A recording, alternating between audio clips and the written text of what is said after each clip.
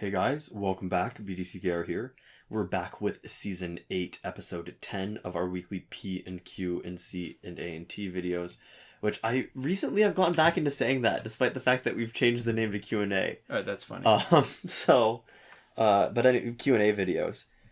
We've got a couple of stuff that we want to talk about first. First off, if you're watching the video and you're not on the podcast audio-only version, you can see that, as promised last week, we've got the video of you skipping. So here's a couple of things I didn't realize it would be such a problem, because I'm you go into something like YouTube, you see these features, edit, and you can blur out faces and whatever, and it seems like, oh, that's pretty cool. Two sort of practical problems. The first one is, it takes hours, literally. Like, I think it took the first attempt, the first pass through on this took probably about 6 hours before it put out some kind of a usable video. And what you were saying made a lot of sense, right? Because it takes a certain amount of processing power to, when you're actually asking the software to map out what to blur and then to blur it. Yeah. And then to take video, to edit a video, and then to re-export the video. But it didn't do a very good job of it. So there's a bunch of places. So it tells you, are these faces? And these are the things that you can actually blur. And one of the things it picked was my shoe. So, and then when it was done, there was a bunch of places where it was not following the head properly. So it would have the blur spot, and then it would sort of shift around as the head and out of sync with it. Yeah. So lagging behind. Yeah. So, and it didn't turn out well. So I thought maybe I'd just do another pass through and see if it does, and it just wouldn't get any better. So then I tried using software, and there was, I think it was maybe like a couple of years ago, Sony Vegas had a deal on their software. It was like cheap. It was like a humble bundle, I think. So I picked it up for like $25, and I started using it, and it is complicated, man. Yeah, a lot of those programs are super complicated. So if you have just one person walking through a screen and you want to just blur their face, that's not bad. It does a pretty good job of tracking. I did not realize, and if I had, I might have changed the way I filmed this, that the first couple minutes where I'm setting myself up and adjusting things, every time my face goes off the screen, my body goes off the screen, it messes up the tracking. I mean, you could have just cut that out. I guess I could have. Yeah, I probably should have. That would have been easier, wouldn't it? But it was just, I guess, what because of how long it takes to actually get set up, I think the first 2 minutes don't really count. I mean, there's times where I trip and I stop like this, right? And I think as long as I'm not taking a break, I'll still count it. But the beginning was really setting up, and I sort of, I don't even know what I was thinking at the time. I think I was thinking that maybe it doesn't really count, but I wanted to make sure that you understood that there was still something happening before it actually started, right? Like, I don't know. It doesn't make sense in retrospect. In retrospect, it makes no sense. It made some sense at the time. Yeah. And so it was a lot more work than I thought it was, and I guess, but it's like a lot of other things too now. And this ties into some other questions, right? I want to just be able to prove that I could, because did I mention this last time? At one point, for a few years actually, I was skipping rope with 22 pounds. Then I did 20. I thought, okay, I'm feeling pretty good. I went up to 24. Didn't last very long. There was some sort of different, like a really significant line I was crossing when I hit 24 pounds. Yeah. And so I backed off to 22, did it for a few more years. And then after a while, I don't know what it was. I just couldn't even manage the 22. And this is 20 pounds worth of weights. And I think if you weigh the vest, it's at least a pound or so. So it's still a significant amount of weight, but it's not even close to what I've ever been able to do. And part of me feels like at some point I'm even going to be losing this. And I wanted some sort of, it's not tangible proof because you can't touch it, but some sort of way to mark it, right? To just show that I could do it. I know it's not that important, but it's sort of like, I don't know. The word will come to me later, but I think we're spending too much time on it. Yeah. But I did want to mention that there were a few viewers who were good enough to participate in making guesses. Yeah, and so we'll read out their names and their guesses now. So thank you for actually participating. So first was Eldon Rose, who guessed 18 minutes and 32 seconds. So we won't count the first 2 minutes, I guess, right? Because that's where stuff is happening. Stuff is actually technically not happening. Yeah. Super Slade with 2 S's. Super Slade guessed 23 minutes and 13 seconds. Very precise. these guesses so far. That's fun though. I do. Yeah, I know, because there's a chance. It's like Price is Right. Yeah. So, without the penalty for going over. But there is a penalty for going over, which is that we'll publicly deride you in front of God and everyone. 50. Well, I guess the only real hard limit is in today's video is like it won't go over 54 minutes, right? Or maybe that's the footage we've got so far. It'll be whatever the amount of footage we have in this video is what the hard limit you can't go over. And you know that before you go. Yeah. Drake Pendragon guessed 30 minutes. Gabriel Porras guessed 40 minutes. And approximately. About 40 minutes. And Drake Pendragon also had a comment. I suggest taping your ankle and skipping rope. It will help from twisting ankles. So here's the other thing too. I mentioned last week.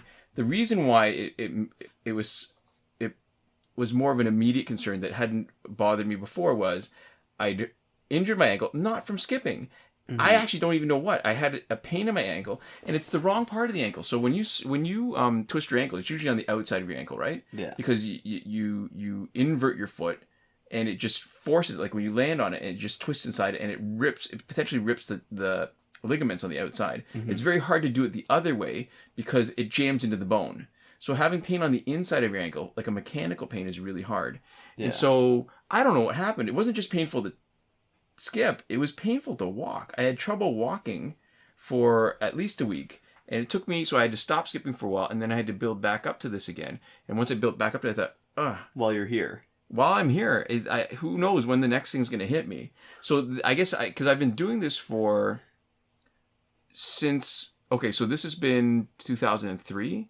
So I've been skipping rope for about 17 years. I've never had an ankle injury from skipping. And this is probably the first time I've had a injury that was bad enough to stop me skipping, never mind stop me walking a bit. Yeah. So I don't think... I appreciate the advice. I appreciate the sentiment behind it as being helpful. I just don't think I'm going to be doing anything because... If anything, my ankles, the muscles I have around the ankles are normally pretty strong. And that's why I can do pistol squats, right? So that's a squat where you stick one foot in front of the other, squat down on one leg, and push right back up. Because you really need to have a good, stable ankle. Your knee only moves in one plane. Your hip moves in a bunch of planes. Your ankle does too. So you've got to have reasonable muscles around your hip, reasonable muscles around your ankle. Besides the squatting power, because the amount of squatting power you actually need to do pistol squats is relatively low threshold. Yeah. But I appreciate the idea. I just, if the skipping had been the cause of it, I'd probably stop skipping. Like, it's not worth, the whole idea, I think, to me, at this age, is to exercise to stay healthy and to stay as able as possible, not to, I mean, let's face it, I'm not worried about looking good anymore. I'm not worried about those kinds of the appearance benefits of working out. I'm more worried about, I want to make sure I don't get this. That's the scariest thing. I'm more scared of being disabled than I am of dying. Which is, it's not something I could have imagined, say, when I was your age. Yeah. So, I guess, hopefully that'll be the last time. It was just such a surprise. It was just out of the blue. I still have no idea what happened. So there we go. That's our 8.5 minutes of skipping talk. I have one other update in my life, and it's not a positive one. That makes it sound worse than it is. But this weekend, I was watching the Mabim Bam live show. Yeah. They did a live version of the podcast, so it was quite fun, worth doing. But I went down to the basement to get myself a drink. Yeah. I was going to probably have like a pop or a soda for Americans, a fizzy drink. But there was nothing in the fridge, so I decided to go with just whatever we had refrigerated, which happened to be a hard apple rhubarb cider. And I didn't realize how much of a commitment I was making to future aspects of my life, because partway through the live show, I accidentally knocked it over into my mechanical keyboard, and I spilled a not insignificant amount of hard cider into my keyboard. And so now I did my best to clean it out, but unfortunately what's ended up happening is, so there's two types of things in the mechanical keyboard. There's the switches themselves, right, which like actually operate the keystrokes, that have the part that clicks and the part that actually receives your input. And then on the bigger keys, they have these sort of guides to either side. I don't know what the technical term is, but they just sort of keep it on. So if you think about so keep it evenly. Yeah. Because there's only one switch there. Yeah. But it's a huge bar across. So if you press on one side and it's uneven, it might not actuate the switch properly. Yeah, and you'd be wearing out the plastic of the actual part in the middle. So they've got the two guides. So the switches clean out relatively easily, and it's a little bit harder to get stuff in there because they're right situated in the middle under the keycap. Right. But those guides on the side don't have nearly as much stuff built up around them, aren't nearly as protected. So all of my other keys, I took off like half my keycaps one by one and, did a little like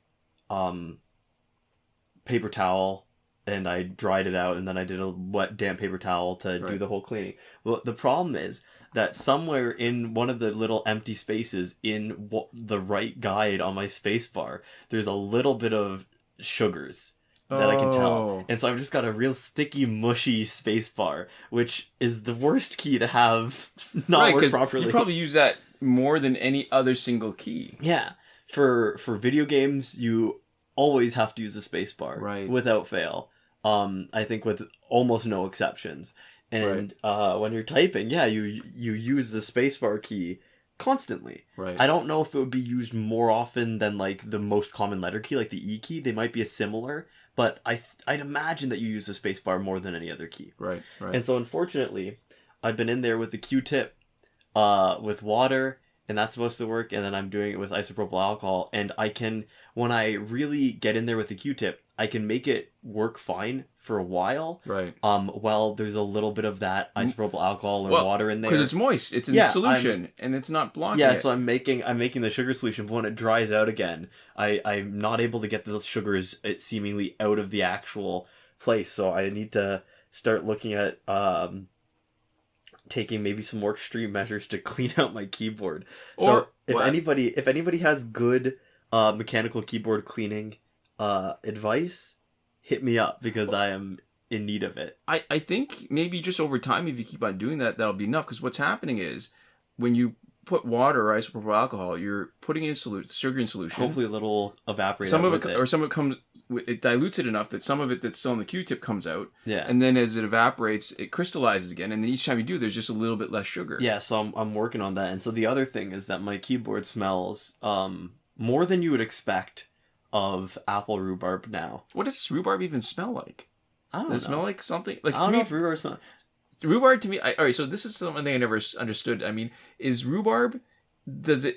Is it tasty in and of itself, or was it originally meant as a filler so there'd be bulk? Because strawberries are so expensive. It's got a nice like tart flavor. I have friends who have eaten raw rhubarb, actually. Really? Yeah, like they just take a stick of rhubarb out from their garden, they wash it off nice, they cut off the end, and they just chew on it like that. Do they like other kinds of, I guess, sort of that sour kind of tart taste? Do you like pickles? They must like pickles then. I don't know. I'm just trying to think. Oh, that's interesting. And aren't rhubarb leaves supposed to be poisonous too? Well, they don't eat the leaf. It's a stalk. Yeah, no, I know. But as a food, it's interesting to me whenever you just... Like, the fact that somebody discovered... That they couldn't eat one part, but they kept trying with the other parts until they found something that they could. Yes. Yeah, that's true. That's interesting to me. Okay. Yeah. So there we go. We have our next question from Leorio Paradinight. Not sure. As always, let us know in the comments how to pronounce it. And they say, can we get an age reveal, though? Everyone's been asking. I'm growing curious.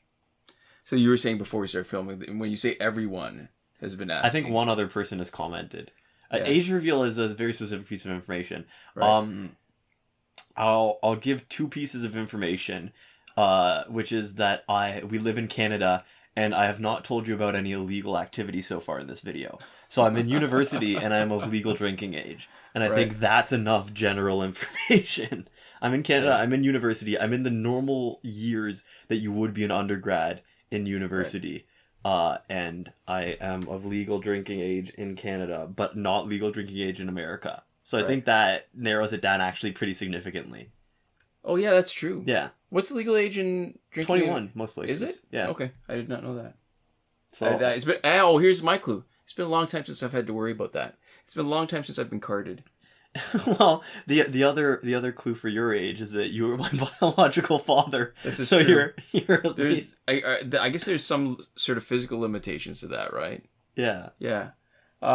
So it's an interesting question to me. So I always understood when people would ask about what our relationship was, because we were pretty careful about not talking about that for the first few years of this. And you go back early enough, and the difference between our voices, I think it would have almost been potentially questionable with the clear gap in our age if we weren't in some way like familially related. Right. To be doing this YouTube channel, somebody clearly so much younger. Yeah. So, and when people want to know more information about us, like maybe who we are or what we do in that, so I understand too, only because it fleshes out sort of the idea of when people listen to us over time, right? Yeah. They feel like they're getting to know us, and part of getting to know us is knowing more about us, more than just our ideas. But in some ways, I feel like actually the fact that we're talking as much as we do about things that we believe, understand, that matter to us, is in some ways more revealing than giving like those hard biological. It's more revealing, details. But not in a way that lets somebody do like identity fraud on us. Yeah, because the problem is with our like specific ages, or like our birthdays or whatever, it just feels like getting closer to like doxing ourselves. And it's not that I expect anybody on this channel to, well, first off, nobody knows their real identity, so it doesn't really matter anyways. Right. But it just feels like a bad idea to give information that doesn't sort of naturally make sense. Yeah. So I like actually Leorio. If you're even a little bit interested, I would really be interested in talking to you about what you think, or like give us a good argument for why you want to know that as opposed to something else. I mean, this Q&A long ago stopped being about asking like factual questions and more about just like a discussion kind of thing, right? I'll soften it a little bit from an argument, but just your personal, like, because we'll answer questions on what we believe in, a lot of other stuff. It is knowing why you sort of want that extra piece of information about our age is interesting. And I think because I've been interested in that kind of stuff for people. I know I've definitely looked up like what an actor or actress's age is in different things, right? And those like weird pieces of information. And I don't know if I could answer confidently why I want that information. So I don't know if like there is a clear answer for that. No, I don't think there necessarily is either. I'm just curious if somebody can, maybe this is a challenge maybe to articulate it, because it's just an interesting kind of thing to me. It's like the rhubarb leaves, right? Yeah. I'd be curious to hear about what other people's motivations are, because here's the thing. I think for the longest time, I mean less so now, but for the longest time, this channel did not rely on our personalities. I don't think a lot of it was, like the old style guides for games, but in our case, like a lot of informational, glitch stuff. Yeah. So it's just I'm curious. Yeah. So it's the same way you are. You're growing curious. Yeah. So that's that, I think. Yeah. Our next question comes from Ali Teriq, and they say, so far the new 52, she is the most powerful in game? ? So that's new 52 Wonder Woman. Right. Speaking about. Right. I'm going to say probably not, by a lot of different measures, right? As a solo card, she's not the best. If you don't have the ability to choose exactly what gear out of all the options, she's definitely not. She's got a very specific use case. Yeah. And she's really good there. But I will think that she's, to me, she's one of the best teammates if you're going to be picking the Justice League people. Yeah. I will say that in terms of necessary support teammates, she has the broadest number of other people that she is a incredible addition to. I think there are some people who are really good support teammates because the developers specifically said this team is the team for things like Red Sun, right? Yeah. Flashpoint Batman. Yeah. And for how broad it is, Justice League teammates have the widest variety of people that you can put her with and have her be a crazy good teammate. Right. And just to give you a sense, I mean, if you could find somebody who could cover non-Justice League teammates the way she does, where because of the way the game started, right? So before N52 Totem existed, if you don't have N52 Totem, I think, it makes it almost impossible to make her good, because there's lots of other gears where you can increase power gen. There's other gears where you have power as you tag in. Yeah. Master's Death Cart, Razgul Scimitar, Batgirl. They all give you power. They all can give you power right at the beginning. But it's a combination of getting the power and getting it back again if you knock out your opponent. That lets you, and to get it again if you do 0 damage. Yeah. That makes her so much better. It's why I get excited. Excuse me. That's why I get excited when I see the opponent with Astro Harness. Because I know I have a good chance of giving my teammates 3 bars of power each. Mm-hmm. Like, that's spectacular. And in a game where specials do way more damage than anything else, right? At one point, basics were better. But when specials do so much more damage and it's so easy to generate power and she can leverage that, her passive lets her leverage the Master's Death Card and N52 Totem. It's brilliant. Yeah. I don't know if there's anything better. That's why it's so much fun playing with Man of Steel on the Justice League team, and why if we run out of footage at the end of this, I'm going to stick in a couple fights where not only do you get to see Wonder Woman do a bunch, but then you get to see Man of Steel come in and do a bunch of special ones, and you give him Claw of Horus. What he's doing, he's basically stripping away all the gears on the other team, and it makes it even that much more satisfying, because they're just, what would have been sort of scary ends up being inconsequential. Yeah. Yeah. I want to say not at this exact time, but this is around the point where we're passing Elden Rose's guess. All right, one down for the time. And we're coming up on Super Slade. Yeah. All right. So there we go. We have our next comment, which is from Gabriel Porras, and they say, "I'll finally be able to try out pretty much all your teams." And then 2 exclamation marks, which is, valid excitement. Because that is an important milestone in Injustice when you reach a level where you can start messing around with almost everything that the game has to offer. I think that this is the biggest joy of the game. I think when you start... All right, so it's a collecting game, which makes it a grinding game. And it's a fighting game. Yeah. And it is, in a lot of ways, the collecting game first. You have to spend so much time, and because of all the different kinds of events, right? Challenges, multiplayer seasons, where there's exclusive gears and characters. Yeah. That you have to spend a huge amount of time being a slave to the schedule of the game instead of getting to play it exactly when you want, when you have the time available. Like, even when you don't have time, you want to get the daily bonuses, you want to make sure you hit the Phantom Zone as many times, you want to hit Survivor to get all the augmentations and stuff.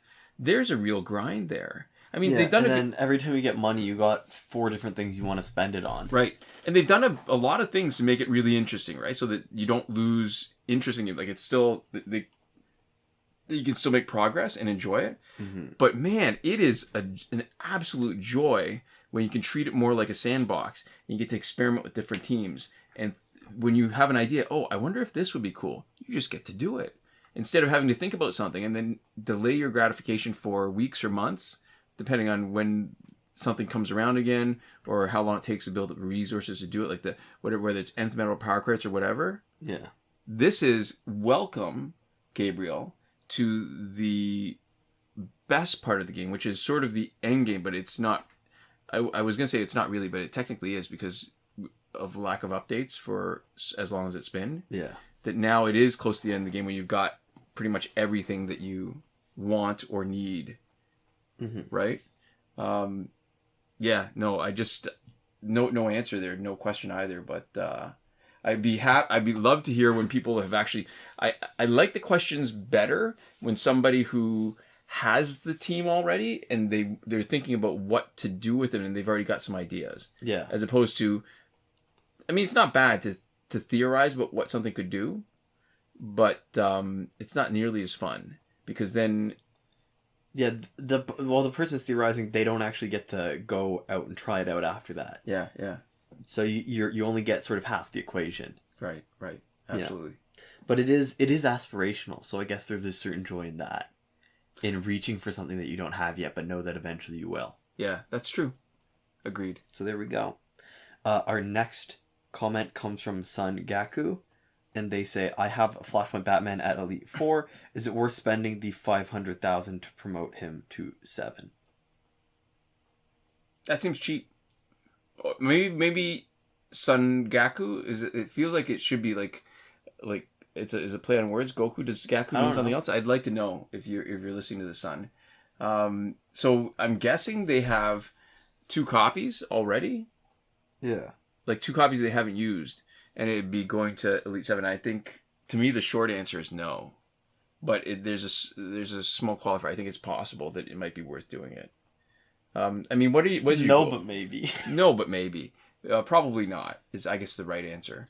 I mean, you see on our teams, right, that we're fighting, it's E5. It's more than enough to get maximum battle points. Yeah. We face like guys that are way harder, but because of the team makeup, it's still not a tough fight. And for grinding multiplayer, you face less astral harnesses, and so you're not wasting a lot of time when you want to grind for really good reward at the end of the season. Mm-hmm.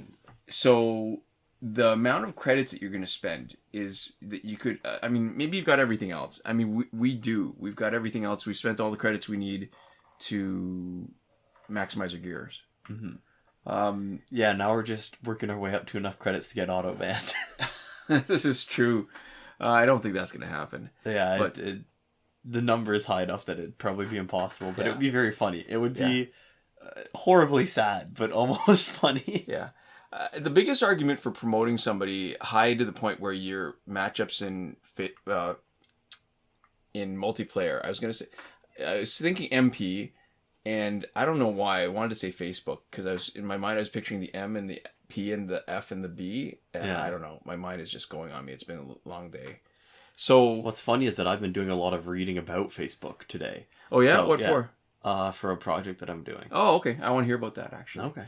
So the only time I think it's really worth promoting somebody that high is in single player. When you want to finish the game, you want to get the credits for it, you want to just have the sense of completion, then it makes a lot of sense. However, if you're using Flashpoint Batman to do that, you don't even need him to Elite 7. I think Elite 5 would be more than enough to take on the game. So I think I guess here's the thing. If you want to break him through to Elite 10, level 6, then maybe it makes sense. If that's sort of a goal that you have in mind. Because Survivor scales up to your team, it's not necessary or even advisable to get him up higher. Mm-hmm. Although, you know what? Now that I say it out loud, I think maybe there's a possibility because... All right, so here's the thing. They gear them up...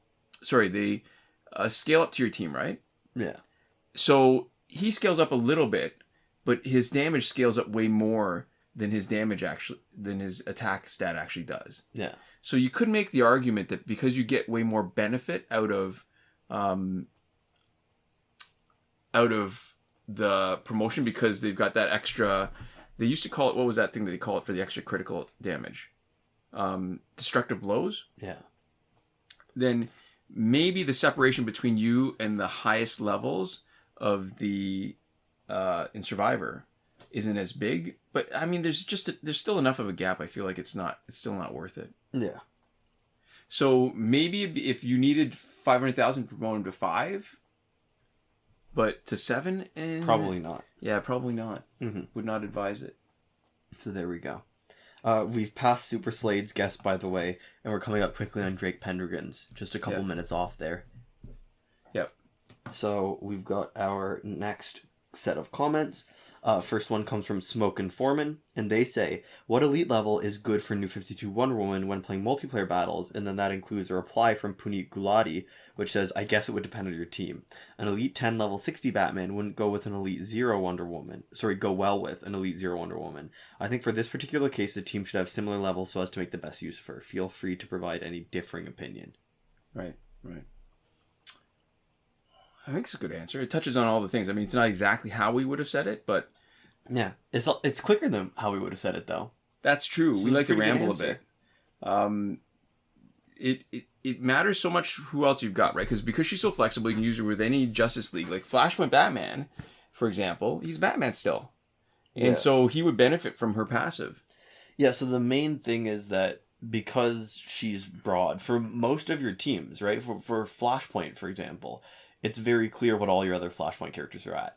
And for somebody like N52 Wonder Woman, the main difference is that because it's all Justice League characters, there's way more people that you have to consider. So what you really need to do is look at all of the other Justice League characters you have, figure out who's already in sort of sets of 3 for their team in your mind, and then who sort of, you've got 2 people that you think should be a great third person to. Yeah. And you have to make a bit of a value judgment based off of what teams you're going to be taking her into online multiplayer for. Yeah. And you want to sort of elite her to be up there with the team that you think you're going to use her most often with. Yeah. And then ideally also have that flexibility where she's in around that same mode for a lot of your other Justice League characters too, so that if you wanted to in a pinch, you could put her in a wider variety of teams. And I think to make a finer point on that, if anybody on the team is going to be stronger than anybody else, it should be Wonder Woman, only because the way we play her, she's a specialist, but she's also generating power for everybody else. And if you've got her with Tainted Totem, you want her to be strong enough to knock out your opponents. Yeah. You do not want her to be the weakest, where she's not actually going to be able to get her power back. Mm-hmm. Yeah, I'm just trying to think what else. It really has less to do with the levels, because when you're talking about Elite 10 level 60 Batman, it could be anywhere from the Batman Prime to Flashpoint Batman, and that's a big gap in base stats. So if you want to match her up with an Elite 10 level 60 Batman, if it's Batman Prime, Elite 5 is enough. Yeah. And if you're going to be using... there's going to be lots of... after...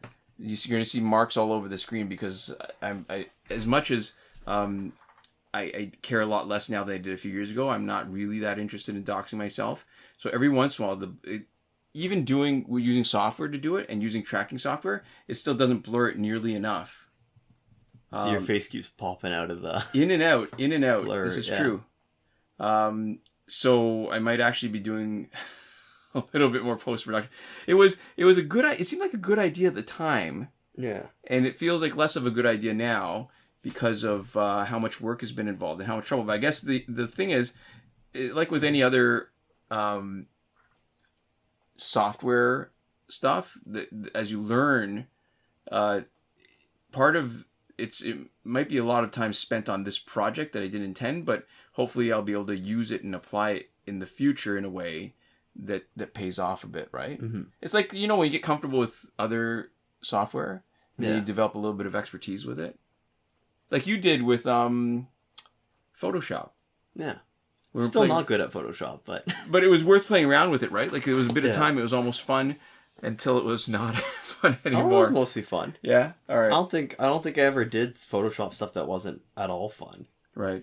Except for maybe stuff for school. Right. But that's, there's some value there that it's not supposed to be fun. Yeah. So there we go. I think we talked enough about that for something that Puneet answered almost instantly. Yeah. Our next comment comes from Apple V1. And they say, hey guys, I don't play Injustice anymore, but I do listen to the podcast, and recently with COVID taking us out of school, I've been feeling depressed, and hearing you guys always gives me good vibes and makes me feel better. I just want to say that also, to keep up the great content, and I hope you guys are doing well. So this is a great comment. I want to also point out, in our script version of this, we don't get to see the user's profile picture. Right. But Apple V1's profile picture is a picture of one of those... like costumes, I say with like air quotes, of somebody who's cut armholes and drawn eyes on a big Amazon box and is I did not know that, standing like a beetle or some sort of other quadruped. Yeah. I just want to say that I made that costume for myself at one point after seeing it online. One of my friends got like a big Amazon box. And we went over to his house, me and a couple of other people, printed out these really big, like, anime style eyes, and then just sort of packing taped it to the front, and then cut the arm holes out and put me in that. And I remember that. That was a pretty... For the amount of effort that went into it, it was a pretty impactful outfit. That was quite fun. But anyways, yeah, getting to the actual content of the comment itself, yeah, we always appreciate that, and I think I'm always surprised that people have had a trajectory that takes them away from Injustice, but not away from our channel. And yes, I'm always that's a good way to put it. Glad when anybody, and you know, even if people will move away from Injustice and maybe stop watching for a while and come back or whatever, but it's interesting, and I always really appreciate extra when people don't care about what we're talking about some of the time, even but are still willing to come back and listen to us because they appreciate sticking with us. It feels like there's a certain amount of liking what we do over just liking exactly what we're talking about, or and I think that's cool. So it's a nice comment. We like hearing stuff like this. So the cool news is now we've both made each other feel better. Oh, that's true. Yeah, there's a little bit of that reciprocal positivity. Yeah, and yeah, no, I like the way this is phrased. It's cool, and I think we're using this maybe as just a jumping off point to talk about. Well, the question was there, right? So, hope you guys are doing well. That's not in the way language works. It's a comment, but it's sort of a question, right? Like it's there's an implied question there. So, how are you guys doing? Yeah, and I feel like I'm doing pretty well. I'm absolutely 100% grateful that despite the pandemic, I still got a job. Yeah, and it's we haven't been hit particularly. I'm trying to think. It feels, well, that's not entirely true. There was a time there when there were people that we needed to visit that we couldn't. Yeah. And we've had a death in the family that was not directly related to COVID, but was definitely made worse by it. Yeah, it was related to respiratory problems from somebody who got and then recovered from COVID. So that's true. You know. Yeah, it's not nothing. It's as close to it directly because of COVID as possible without actually being like somebody dying while they are COVID positive. Right. Yeah, no. So as I think about it, because part of it, I think there's to me at least it's almost like an exercise where I have to choose to remain optimistic and look at the stuff that's actually good, because if I didn't, man, this would be a pretty... and it is for some people a really crappy time. Yeah, and I think it definitely is a worse time for... I don't think there's anybody who this is a better time for. And that might not be true. I mean, I guess Amazon. Grocery stores. Yeah. But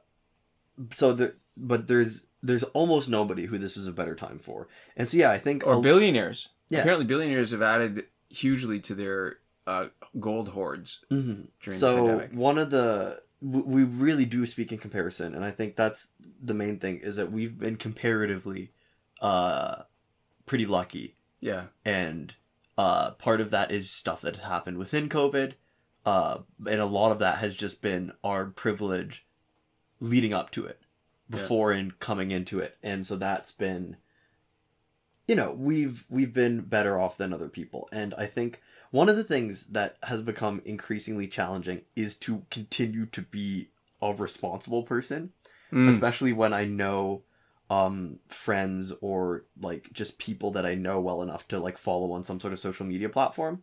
And I see a lot of people being a lot less responsible, and I want to be them in the sense that I want to still be doing things. Right. But I can't, which isn't to say like anybody stopping me. By the way, there we go. That's for anybody who is keeping track of the time. We just finished. If you ignore the first 2 minutes, that's 37 minutes. So who won? Gabriel was closest. About 40 minutes. Yeah. If we're doing Price is Right rules, then Drake won because it didn't go over. Right. But if we're just doing closest, Gabriel won, and I think we are just doing closest. So it's Gabriel first place for the guess, and then Drake second. But yeah, so you see people going out and like hanging out with friends in person, and there was a couple days earlier in the summer, actually, before this semester started, where I got freshly COVID tested, and a couple of my friends freshly got COVID tested. And with our not going out and seeing anybody in between getting the swab and getting the result back, and then like a day after getting the result back, we went out camping. Right. So I have been able to do some stuff. Right. But because we have some interaction with the outside world in terms of like work, people going into work, we don't really bubble, and it's just our household. And without breaking social distancing, I don't see anybody else. And so I think that has definitely been challenging. And it's harder to be doing what is objectively the right thing, and then seeing other people doing what is less responsible, but that I know I would be having a better time. Yes, yes. And so that's a sort of separate level of challenge, and it sucks because the behavior that other people are taking is something that means that it's going to be even longer for me to get that. So I'm seeing other people do what I wish I was doing, and because they're out doing it, I know it's going to be longer before I'm going to be able to do the same thing. It feels like there's a lack of justice, right? Yeah. That not only is it going to make it harder for you, but at the same token, you don't really want them to get sick. But it seems unfair because the risk isn't 100%, but there's a non-zero risk. Yeah. And there's a good chance they won't have to suffer directly for it. It's a collective action problem where the type of thing that they're doing is what's creating the issue. And it's their attitude and people with their attitude that continues the issue. Even if they as an individual never get sick.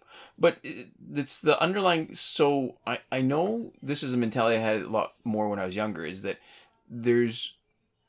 when people aren't following the rules, there should be some consequence. Yeah. And a lot of times in a pandemic where, despite the fact that our hospitals are getting overwhelmed, the number of people who are getting sick is still relatively small. Yeah. That there's a good chance nothing will happen to them. They'll just get to be bad people. Then we'll have the vaccine available.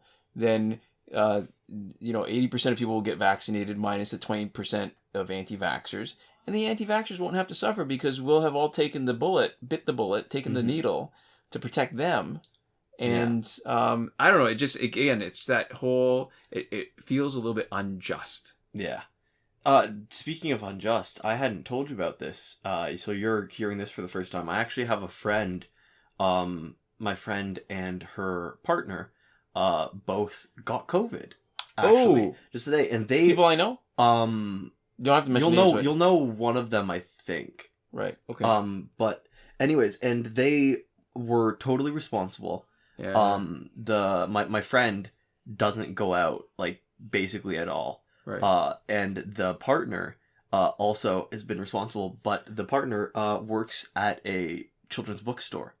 Oh. And so it's likely that they got sick from somebody at their job. And people who were out and working, it's so hard because there's a subset of people who are bad at staying safe. They're bad at wearing a mask. They don't care. They're going out and seeing people.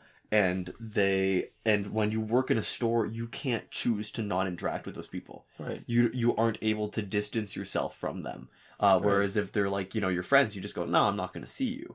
Right. I'm not even going to try to hang out with you, even if you say it's going to be distance, because I know it's not going to end up. If somebody's not wearing their mask properly in a store, like even, telling them to get out when you notice that they're in, right? There's a huge amount of sort of exposure just for being forced into the same spaces they are.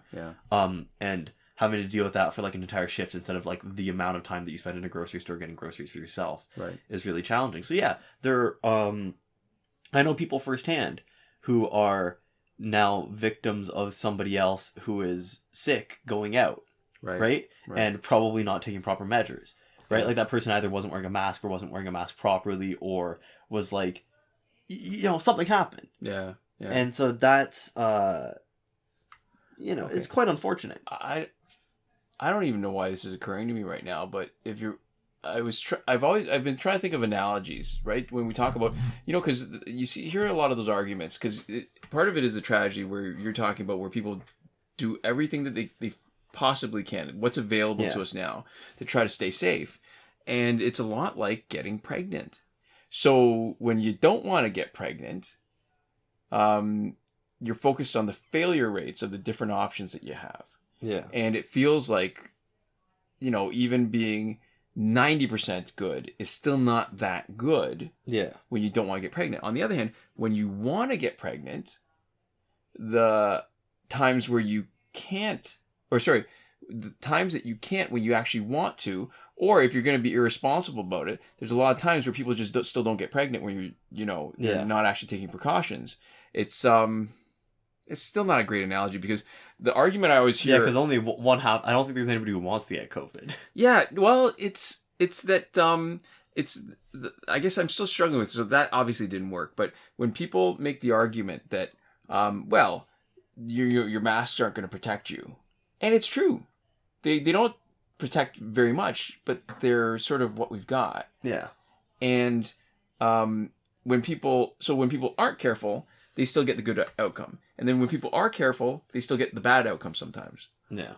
And I don't know what I'm talking about. It just it was an interest. I appreciate Apple V1 saying that, and I think I don't allow myself the opportunity to be negative because I know that we're in a bit of a marathon, and I feel like in some ways that if I just let myself open myself up to feeling like crap, that it's that kind of it's a bit of a spiral. There's the idea of rumination, right? Sure. Where it's okay to acknowledge it, and especially if you are in a position where it is negatively affecting you to the point where you need support or would benefit from support. Right. Because I think need is a loaded word too. Right. It sort of gates it off with a certain amount of like doing poorly where it's like, well, I don't need support, Right. But because everybody needs it to some degree. And so there's being able to acknowledge it when you need support and what you need. And then there's sort of stewing in it when there's really not anything you can do about it. And I think for different people, also different stuff helps them, right? For some people, talking about your feelings and talking about sort of little changes and sort of staying actively, consciously in touch with where you're at is very helpful. And for some people, that sort of emotional suppression and just... if you're not thinking about it, you're not doing poorly. So not thinking about it and not making an active effort, but being trained enough in not taking stock of all the reasons you have for feeling away means that you don't actually feel that way. Yeah, because I think there's going to be an end. Yeah. I felt from the very beginning that if we were going to learn any lessons from history, it's that what we were looking at was probably going to be a year and a half, maybe a couple years. Because compared to, say, the... Because it's been a year since the first case now. Yes. Right, in the world? Maybe November? No, it has been. It's been a year since the first case in Wuhan. Oh, was it? Okay, so I didn't even... Like a week ago or something. I was thinking more along the lines of locally, so I was thinking like from last year, like February. Yeah. But no, okay. So that what we're looking at, when you compare it to the flu pandemic of, I was going to say 2018, of 1918. Yeah. That it took them a couple years, right? Before they were actually able to get past it. And what they didn't have was as good a plan of flattening the curve or the possibility of vaccines coming. I was going to say viruses coming. The vaccines coming. Yeah. Then we're looking at a year and a half, maybe 2 years of trouble. Yeah. And I think I'm ready to let myself look back on it and think, man, that was really crap when we're past it. I feel like if I started giving into that now, it would just be too easy to see all the negatives. And I think that was the weird thing about just taking stock a little bit and thinking, okay, I feel like we're doing pretty good. We've been staying positive. And it's not true, actually, that it's all been pretty good because we lost somebody. And it's been... It's hard. It's been a ride, like it's been, yeah. Yeah, I think the one sort of good thing, quickly when I was talking about how different people are benefited in different ways, that's one of the more interesting things actually that I feel like I've not necessarily learned in university because it wasn't ever like a direct message of my class. I don't think explicitly, but sort of reading between the lines, when you look at different methods of emotional regulation, like there's a lot of people who talk about like it's better to talk about your feelings, and I think there are places in almost everybody's life where it is beneficial to talk about your feelings, but that everybody has different methods and of coping with stuff. And the reason why it's better to talk about your feelings is, what people mean is it's better to talk about your feelings when you know you're overwhelmed already. But for people who are actually good at and it's very low effort to either like emotionally suppress or just put thoughts out of their mind, when you're not, as long as there's not like an underlying symptom that you are not addressing. And you've got to be good at it. Yeah. Like if you're not good at it and all you do is refuse to talk to people when you should be talking to people. Then it just takes it takes effort, it takes active effort, and you're not actually addressing anything. But again, as long as there's not any underlying symptoms that you're not, or underlying causes for you feeling the way that you are, that you can't address because you're not thinking about it. Yeah. And as long as it's not taking too much active effort, it's totally a good strategy to just not think about stuff. Yeah. It's entirely valid emotional coping mechanism, as long as you're not harming anybody else or yourself by doing it. Yeah, I think the problem with that is that there's a really good chance of harming yourself, even if you're not necessarily aware of it, right? So if it means that you're waking up a bunch of times at night, if it means that you are feeling tired all the time, if you're starting to get some of the symptoms of depression, right? Yeah. Your appetite is bad, you're feeling tired, you're having trouble concentrating. Those are signs, especially if you're having thoughts of harming yourself or hurting yourself, or you're having trouble finding joy in anything.